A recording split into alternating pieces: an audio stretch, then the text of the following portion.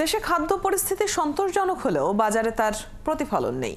তাই আমদানি করে বাজার নিয়ন্ত্রণের ওপর সরকার জোর দিচ্ছে বলে জানিয়েছেন ডক্টর সালেউদ্দিন আহমেদ। দুপুরে সচিবালয়ে খাদ্য পরিধারণ ও মূল্যায়ন কমিটির সভা শেষে এসব বলেন তিনি। কিছু পণ্যে ভ্যাট বাড়ানোর সাথে মহার্ঘ ভাতার অর্থ সংস্থান বা IMF এর পরামর্শ দেবার কোনো সম্পর্ক নেই বলেও জানান অর্থ উপদেষ্টা। আর চালের বাজারে অস্থিরতা কিছুটা কমেছে দাবি করে যে কোনো পরিস্থিতি মোকাবেলায় সরকার প্রস্তুত আছে বলে জানিয়েছেন খাদ্য উপদেষ্টা আলী ইমাম মজুমদার। শারমিন নীরার রিপোর্ট।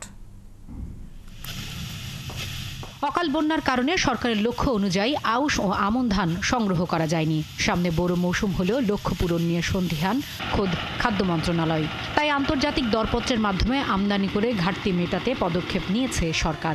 G2G ও আন্তর্জাতিক দরপত্রের মাধ্যমে ভারত, পাকিস্তান সহ বিভিন্ন দেশ থেকে চাল আমদানি করা হচ্ছে। বুধবার সচিবালয়ে খাদ্য পরিধারণ ও মূল্যায়ন কমিটির সভা শেষে এসব জানান অর্থ উপদেষ্টা। বলেন, বাজার নিয়ন্ত্রণ ও ব্যবসায়ীদের কারসাজি ঠেকাতে মজুদ বাড়ানোর উপর জোর দিয়েছে সরকার।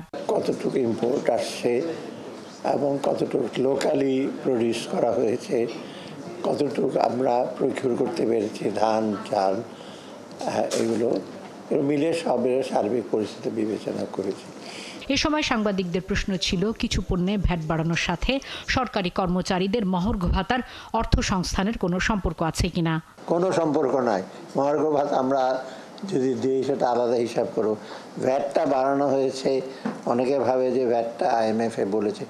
আপনি, আমার কাছে তো ফিগার আছে প্রচুর, সেগুলো সব। বাংলাদেশ হলো সবচেয়ে লোয়েস্ট ট্যাক্স পেইং নেশন।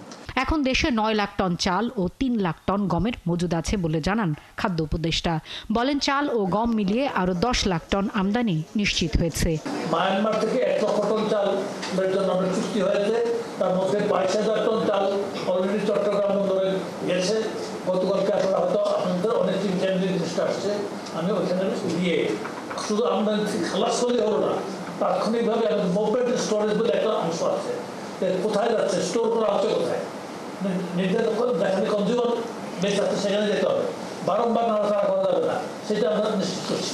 ইতিমধ্যেই মিয়ানমার থেকে 1 লাখ মেট্রিক টন চাল আমদানির চুক্তি হয়েছে এবং ভিয়েতনাম থেকেও সরকার 1 লাখ মেট্রিক টন চাল আনতে চায় বলে জানান খাদ্য উপদেষ্টা।